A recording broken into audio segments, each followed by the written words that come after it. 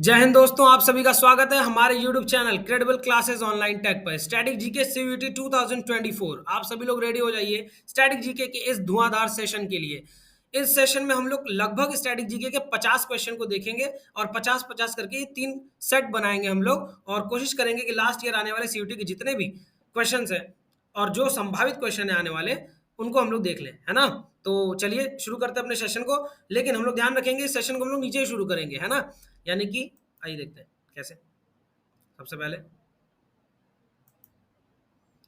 तो ये है लगभग तो हम लोग यहाँ पहुंचते हैं पहले, है ना। आखिरी क्वेश्चन को हम लोग सबसे पहले देखेंगे, यानी 156 से चलेंगे पहले 100 तक, फिर 100 से चलेंगे 50, फिर 50 से चलेंगे 1। तो इस वीडियो में 156 से चलते हैं बस 100 तक। हाँ, 56 क्वेश्चन लगभग डिस्कस करते हैं और ये वही सब क्वेश्चन है जो लास्ट ईयर सीयूईटी में आए हुए पूछे हुए क्वेश्चन है। सुविधा की दृष्टि से कि वीडियो थोड़ा सा छोटा हो, इसलिए केवल आंसर लिखा है, 4 ऑप्शन है, 3-5 उतना नहीं किया है। आपकी सुविधा के लिए किया गया ये काम, तो आप लोग ध्यान रखिएगा इस चीज का, ठीक है। और जितना हो सके इसको जल्दी से शेयर कीजिए। जो भी बच्चे हैं फटाफट शेयर करना शुरू कर दीजिए इस सेशन को। जो जो आपके दोस्त लोग तैयारी कर रहे हैं सभी कर रहे होंगे, जो जो बच्चे 12th इसको देख रहे हैं शेयर करिए इसको, ठीक है। जल्दी से इस वीडियो को शेयर कीजिए। आइए पहला क्वेश्चन देखते हैं, 156वां नंबर का। संविधान सभा की प्रारूप समिति के अध्यक्ष कौन थे? तो दोस्तों वहां पर प्रारूप समिति जो बनी थी संविधान सभा बनने से, तो डॉक्टर भीमराव अम्बेडकर थे। संविधान सभा, अब इससे बहुत सारे क्वेश्चन आते हैं। आइए, तो सबसे पहला बैठक कब हुआ? तो ये हम लोग को याद होना चाहिए, 9 दिसंबर 1946, ठीक है। इससे संबंधित और क्वेश्चन ऊपर हैं, तो और कुछ हम ज्यादा आपको नहीं बताएंगे। तो भीमराव अम्बेडकर प्रारूप समिति के अध्यक्ष थे। अगला क्वेश्चन हम लोग का, संविधान सभा का स्थायी अध्यक्ष कौन था? तो कौन था भैया संविधान सभा का स्थायी अध्यक्ष? तो डॉक्टर राजेंद्र प्रसाद थे। कौन थे? डॉक्टर राजेंद्र प्रसाद। सबसे पहले 9 दिसंबर 1946, ये देखिए इसमें इसके पहले वाला क्वेश्चन, तो उस समय अस्थायी अध्यक्ष बने थे, ठीक है। कौन बने थे? डॉक्टर सच्चिदानंद सिन्हा सबसे बुजुर्ग थे, तो इसलिए सबसे पहले सम्मान के रूप में सच्चिदानंद सिन्हा जी को बना दिया गया था क्या? अस्थायी अध्यक्ष। बाद में 11 दिसंबर 1946 को राजेंद्र प्रसाद जी को स्थायी अध्यक्ष बना दिया गया। आई होप आपको ये क्वेश्चन समझ में आया होगा। आगे बढ़े, आइए अगले क्वेश्चन में चलते हैं। अगला क्वेश्चन हम लोग का है, जय जवान जय किसान किसका नारा है? तो दोस्तों ये लाल बहादुर शास्त्री जी का नारा है, ठीक है। शास्त्री जी का जन्म भी 2 अक्टूबर को पड़ता है, ठीक है। 2 अक्टूबर को और 21 महान व्यक्ति का जन्मदिन पड़ता है, आप सबको पता है। आइए आगे बढ़ते हैं। अगला क्वेश्चन है, अर्थशास्त्र नामक पुस्तक किसने लिखा? तो दोस्तों अर्थशास्त्र नामक पुस्तक लिखा था चाणक्य जी ने। चाणक्य का एक नाम कौटिल्य भी है और एक नाम इनका विष्णुगुप्त भी है। तो टोटल इनके 3 नाम हो गए। ये प्रश्न आता है, आपसे पूछेगा आधुनिक अर्थशास्त्र का जनक कौन है, तब आप कहोगे एडम स्मिथ, ठीक है। लेकिन अगर आपसे पूछेगा पुस्तक किसने लिखा है, तो आप क्या कहोगे बच्चा? तब आप कहोगे चाणक्य, ठीक है। चाणक्य के अन्य नाम कौटिल्य और विष्णुगुप्त। अगला क्वेश्चन, महाभारत के रचयिता कौन है? महाभारत के रचयिता है महर्षि वेदव्यास। अच्छा, रामायण के रचयिता कौन है? तो रामायण के रचयिता है महर्षि वाल्मीकि जी। याद रखिएगा, रामायण और रामचरितमानस दोनों अलग अलग बातें हैं। रामचरितमानस को कलयुग में रचा गया है हमारे बाबा तुलसीदास जी के द्वारा, ठीक है। लेकिन रामायण जो है वो महर्षि वाल्मीकि जी के द्वारा, ठीक है, याद रखिएगा। अगला क्वेश्चन देखा जाए, आइए अगले क्वेश्चन में देखते हैं। 151, दिल्ली स्थित लाल बहादुर शास्त्री जी की समाधि स्थल का क्या नाम है? तो उनकी समाधि स्थल का नाम है विजय घाट। दोस्तों जो जो महान लोग थे उन लोगों की समाधि स्थल बनाई गई उनकी मृत्यु के पश्चात, या कह लें उनकी शहादत के पश्चात। तो जैसे गांधी जी का राजघाट है दिल्ली में, है ना। गांधी जी का समाधि स्थल का नाम क्या है? राजघाट। ये अपना राजघाट बनारस वाला नहीं, बनारस के बच्चे अगर देख रहे हैं तो, है ना। अगर हम बात करें शक्ति स्थल इंदिरा गांधी के समाधि स्थल का, वीर भूमि राजीव गांधी के, ठीक है। चैत्रा भूमि, चैत्रा भूमि ये किसका? डॉक्टर भीमराव अम्बेडकर जी के समाधि स्थल का नाम। तो सबका समाधि स्थल का नाम है। आइए आगे बढ़ते हैं। नेताजी किस महापुरुष को कहा जाता था? तो हमारे सुभाष चंद्र बोस जी को कहा जाता था। 23 जनवरी इनका पड़ता है भैया सुभाष चंद्र बोस जी का क्या जन्मदिन। इस दिन हम लोग साहस दिवस मनाते हैं। बहुत बड़े साहसी व्यक्ति थे, साहस दिवस हम लोग मनाते हैं। आगे बढ़ा जाए, लौह पुरुष किस महापुरुष को कहा जाता है? तो भैया लौह पुरुष कहा जाता है हमारे वन एंड ओनली 562 रियासतों को एक करने वाले लौह पुरुष सरदार वल्लभ भाई पटेल जी। अगला क्वेश्चन डिस्कस करेंगे हम लोग, डिस्कस करते हैं। सिखों का मुख्य त्योहार कौन सा है? सिखों का मुख्य त्योहार बैसाखी है। आगे बढ़ेंगे, अगला क्वेश्चन, सिख धर्म का प्रमुख संस्थापक या संस्थापक कौन है? तो गुरु नानक देव जी हैं। 10वें सिख गुरु कौन है? तब गुरु गोविंद सिंह जी आप लोग लिखेंगे, ठीक है, याद रखिएगा आप लोग। 10वें सिख गुरु कौन है? गुरु गोविंद सिंह जी। और संस्थापक कौन है? गुरु नानक जी। हवा महल कहाँ स्थित है? हवा महल जयपुर में स्थित है। जयपुर किस राज्य की राजधानी है? जयपुर राजस्थान की राजधानी है। राजस्थान में वर्तमान में सीएम कौन है? तो ये पूछ सकता है, मैं आपको नहीं बताऊंगा, आपको कमेंट करना है, नहीं पता है गूगल से लिखकर कमेंट कीजिए, लेकिन बने रहिए ताकि देखो वीडियो रोको, सर्च करो, तुरंत कमेंट करो ताकि आपके दिमाग में स्टक हो जाए ये चीजें, क्योंकि हाल ही में देखो 5 राज्यों में चुनाव हुआ है, इससे जरूर सीएम से क्वेश्चन पूछेगा। ठीक है, तो आगे बढ़ते हैं। अगला क्वेश्चन, वास्को डी गामा कहाँ का रहने वाला था? वास्को डी गामा पुर्तगाल का रहने वाला था। अब आप कहेंगे कौन है भैया, पप्पू चाय वाला वास्को डी गामा? नहीं भाई, कोई कोई महान व्यक्ति होंगे या फिर कोई ऐसे रिमार्केबल व्यक्ति होंगे तभी नाम है ना। तो हुआ क्या था कि 1492 एंड 1498, ये 2 डेट याद रख लो, ये ईयर है, सन, जिसको हम लोग सन कहते हैं। 1492 में कोलंबस नाम का एक व्यक्ति आता है भारत को ढूंढने के लिए, भारत के समुद्री मार्ग को। भारत क्या ढूंढेंगे ये लोग? भारत का समुद्री मार्ग चाहते थे। ठीक है, कि समुद्र मार्ग से भारत कैसे आया जा सकता है। तो कोलंबस को हवा मार दिया, उनके नाव को, पहुंच गए वो लोग अमेरिका। अमेरिका भी नहीं पहुंचे, कैरेबियाई द्वीप पे पहुंचे। कैरेबियाई द्वीप, अब ये कैरेबियाई द्वीप क्या है? तो अमेरिका महाद्वीप से, मतलब उत्तरी अमेरिका से थोड़ा सा पहले पड़ता है कैरेबियाई द्वीप, जिसको आज हम लोग वेस्ट इंडीज के नाम से जानते हैं। वहाँ बहुत सारे देश है ना, त्रिनिदाद एंड टोबैको है, अलग अलग देश है, उसको कैरेबियाई द्वीप कहा जाता है। वहां पहुंच गए कोलंबस, कोलंबस भाई साहब 1492 में।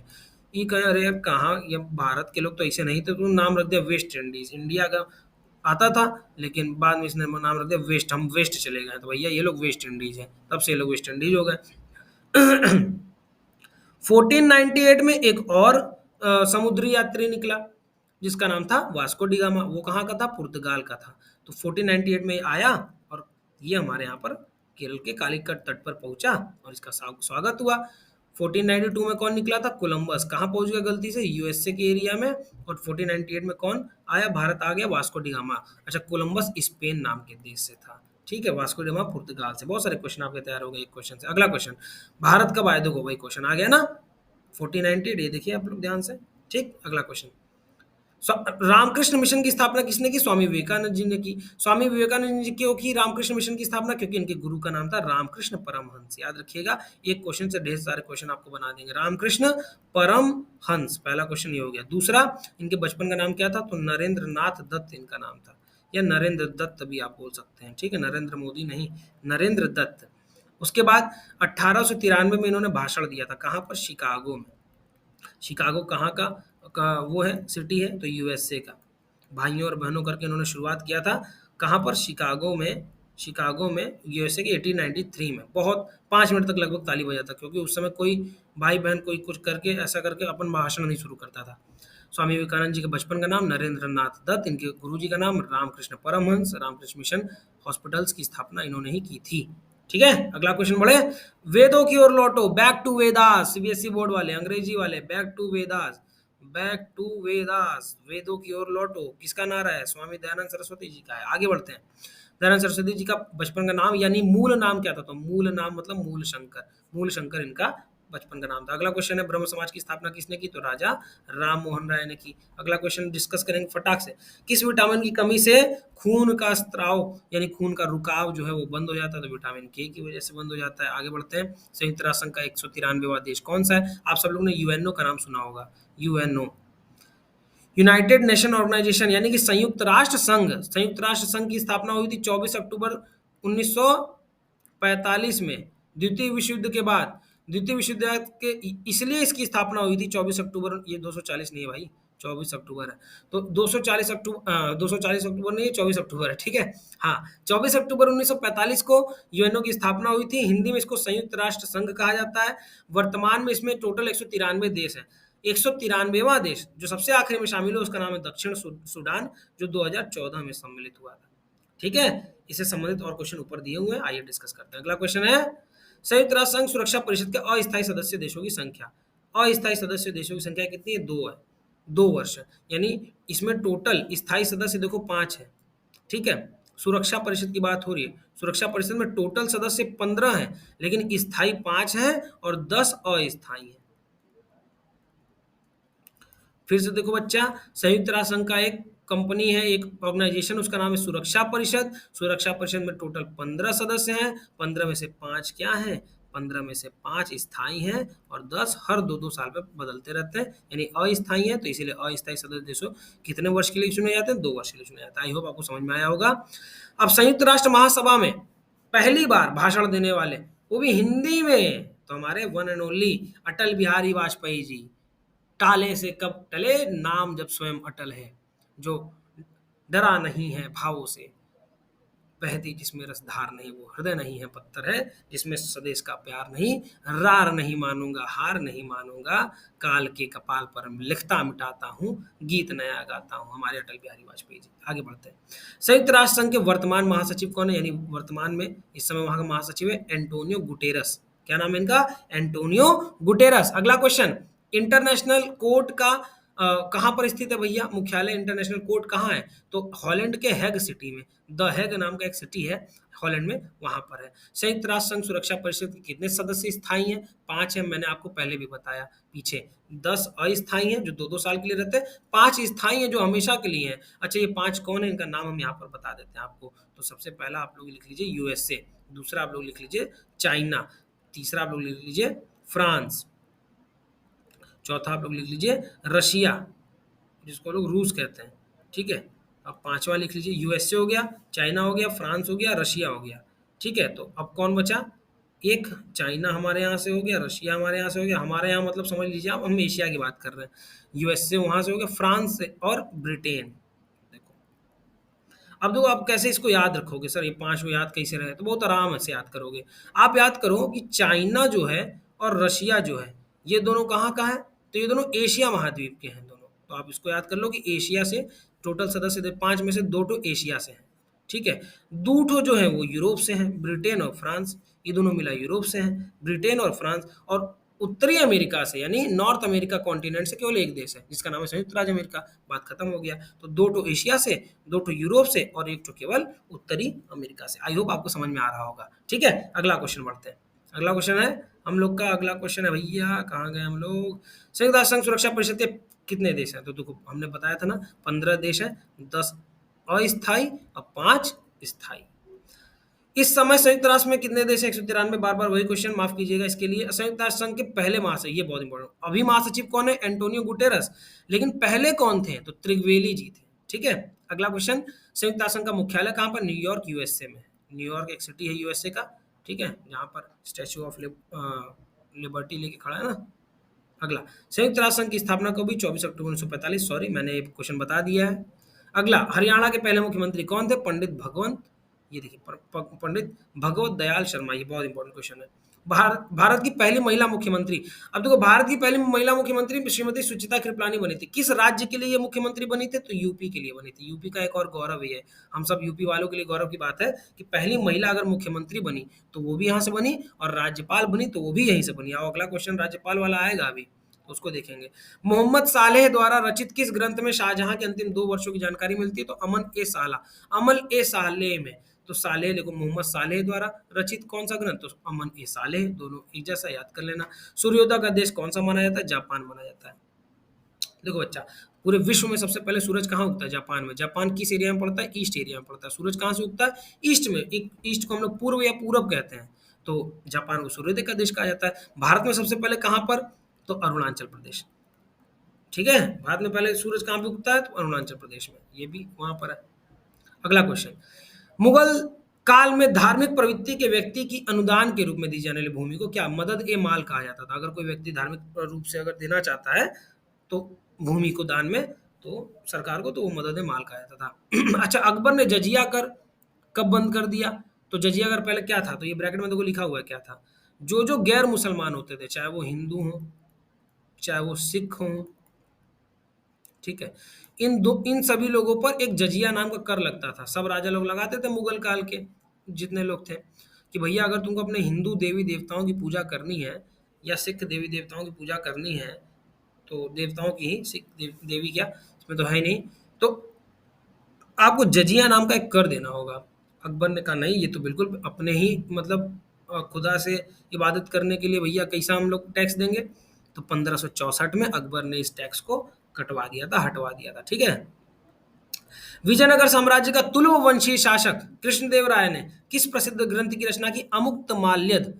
अब देखो 3 क्वेश्चन, पहले तो कृष्णदेवराय किस नगर से, विजयनगर साम्राज्य, किस वंश के, तुलुव वंश के, किस वंश के, तुलुव वंश के। कौन सा पुस्तक लिखे, अमुक्त माल्यद, बहुत इंपॉर्टेंट क्वेश्चन। सल्तनत काल में स्वतंत्र कृषि विभाग की स्थापना मोहम्मद बिन तुगलक ने, एमबीटी ने की। बहुत इंपॉर्टेंट क्वेश्चन नहीं है। अगला क्वेश्चन, ये बहुत इंपॉर्टेंट क्वेश्चन है। क्षेत्रफल की दृष्टि से भारत में सबसे छोटा राज्य गोवा है ना भैया, गोवा की राजधानी पणजी है। यहाँ पर सीएम कौन है? बहुत देर होगी आप लोग को कमेंट में कोई उत्तर दिए, कमेंट में आप लोग बताएंगे कौन है यहाँ का सीएम, जल्दी बताएंगे। मौर्योत्तर काल में अधिकांश शिल्पी लोग किस जाति के थे? तो वो निम्न जाति के, शूद्र जाति के थे। माउंट एवरेस्ट पर 2 बार चढ़ने वाली महिला कौन है? संतोष यादव। आप कहेंगे सर बछेंद्री पाल, इनका नाम हम लोग बहुत सुने बचपन में। हाँ, बछेंद्री पाल हैं, लेकिन बछेंद्री पाल पहली बार चढ़ी हैं, 2 बार नहीं चढ़ी हैं। पहली, सबसे पहले कौन चढ़ा? बछेंद्री पाल चली, लेकिन 2 बार लगातार कौन चढ़ा? तो संतोष यादव जी। संतोष यादव कोई लड़का नहीं, ये भी महिला है, ठीक है। क्लास 9th में इनके बारे में दिया हुआ है एनसीईआरटी में, इंग्लिश की किताब में आप लोग पढ़ सकते हैं। भारत की पहली महिला राज्यपाल सरोजिनी नायडू किस राज्य के लिए राज्यपाल रही? Again it's UP. गर्व की बात हम लोगों के लिए, राज्यपाल भी हम लोगों की पहली महिला बनी, और सरोजिनी नायडू, और वो भी मुख्यमंत्री भी। 1857 के विद्रोह में पहला बलिदान मंगल पांडे ने दिया था, मारो फिरंगियों को, ये इनका नारा था, मारो फिरंगियों को, ठीक है, याद रखिएगा, मारो फिरंगियों को, ये इनका नारा था। ये बहुत इंपॉर्टेंट क्वेश्चन, इसको याद रखेंगे। अगला क्वेश्चन, सांडर्स की हत्या किसने की? तो सांडर्स की हत्या भगत सिंह जी ने की थी। अभी आइए, पंजाब केसरी किसको कहते हैं? तो पंजाब केसरी लाला लाजपत राय को कहते हैं। आइए इन दोनों क्वेश्चन का रिलेशन देखते हैं, इन दोनों क्वेश्चन का ये रिश्ता क्या कहलाता है। ये रिश्ता ये कहलाता है कि Lala Lajpat Rai ji, Simon go back 1928 में साइमन आया था, ठीक है, तो साइमन गो बैक किनारे लगा रहे थे सभी लोगों के साथ खड़े होकर, और बहुत वहाँ बवाल ववाल कर रहे थे ये। वहाँ भगत सिंह जी लोग भी थे, सुखदेव थे, चंद्रशेखर आजाद थे, नहीं चंद्रशेखर आजाद तो हमेशा मतलब दूसरे वेश में रहते थे, नहीं पुलिस उनको पकड़ लेती। तो साइमन कमीशन नाम का एक व्यक्ति भारत आ रहा था, मतलब साइमन नाम का था, कमीशन बैठाया हुआ था, तो साइमन कमीशन इसको कहा जाता है। तो ये साइमन गो बैक नारा दे रहे थे, इनको पकड़ के बड़ी मारा गया, और मारा गया कि ये शहीद हो गए, इतना मार दिया कि ये लोग शहीद हो गए। हाँ, इतना जाती हुआ। तो भगत सिंह ने कहा कि भैया हम लोग जो मारा है, जो ऑर्डर दिया है उसको मारेंगे, स्कॉट को।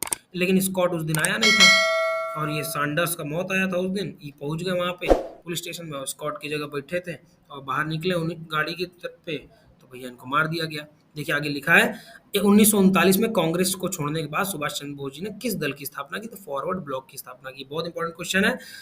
1939 में भैया ये छोड़ दिए थे कांग्रेस, थोड़ा सा बातचीत हो गया था ऐसा, ये क्योंकि गर्म दल के थे सुभाष चंद्र बोस जी। अगला क्वेश्चन, आखिरी क्वेश्चन आज का, कि जलियांवाला बाग हत्याकांड कब और कहाँ हुआ? तो 1919 में हुआ, अमृतसर में हुआ, ठीक है। अमृतसर कहाँ पर, किस राज्य में? पंजाब में। पंजाब के समय सीएम कौन है? ये बहुत इंपॉर्टेंट क्वेश्चन है, इसको याद कर लीजिएगा आप लोग। अच्छा, 1919 में ही लगा हुआ था रॉलेट एक्ट। रॉलेट एक्ट में भैया संदेह की दृष्टि से किसी को भी लोग अंग्रेज लोग उठा लेते थे, ठीक है। हुआ क्या? हुआ ये कि एक दिन बैसाखी का दिन आया, और 2 व्यक्ति थे, एक का नाम था डॉक्टर सत्यपाल, और एक का नाम था सैफुद्दीन किचलू। ये दोनों नेता थे, पंजाब के स्थानीय नेता थे। इन दोनों को सरकार क्या कर ली थी? रॉलेट एक्ट के तहत नजरबंद कर दी थी। तो इसके विरोध में पंजाब के लोग अमृतसर में जलियांवाला बाग नाम का एक बाग था। बाग मतलब क्या होता है भैया? पार्क उर्क। इसमें लोग अपने बच्चों के साथ आकर यहीं से बैठ गए। अब किया क्या, सैंडर्स नाम का एक कमीना व्यक्ति आया और कहा कि ये अच्छा मौका है इतने लोग को एक साथ, इस पूरी जनता को खौफजदा करने का, क्योंकि भैया असहयोग आंदोलन सब चल रहा था।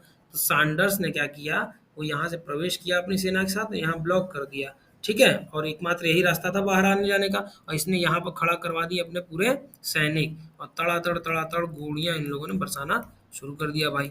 और जिसको जहाँ जगह मिला भागा, लेकिन कहा जाता है यहाँ पर एक कुआं था, ये कुआं था जो लाश से पूरी तरीके से भर गया था। इतना इन लोगों ने, जाति अंग्रेजों ने किया था हम लोगों के साथ, ठीक है। तो याद रखेंगे जलियांवाला बाग हत्याकांड। चलिए यहाँ पर ये सेशन खत्म करते हैं। अगले 100 से यानी 99 से 50 तक हम लोग चलेंगे अपने अगले वीडियो में। जितना हो सके इस वीडियो को आप लोग शेयर कीजिए, आप लोगों के लिए ये मेहनत किया जा रहा है, तो आप सभी लोग इसको शेयर कीजिए। जो भी सीयूटी के बच्चे हैं, भले वो तैयारी नहीं कर रहे हैं कोचिंग से, लेकिन फिर भी उनको शेयर कीजिए। ये आपका एक जिम्मेदारी है एक अच्छे नागरिक होने का, और जितना आप लोगों का भला करोगे आपका भी भला होगा। तो आप स्टेटस पे इस वीडियो को लगाइए, है ना, इसको अपने दोस्तों को शेयर कीजिए, और खूब ढेर सारा प्यार दीजिए। पूरे वीडियो को देखिए, और जब जब कमेंट बोलने को कहा जाए तो वीडियो रोक के कमेंट कीजिए। Thank you so much for watching this video. Let's share also with your all friends, and all the best for 2024 CUET for general test. Thank you so much everybody.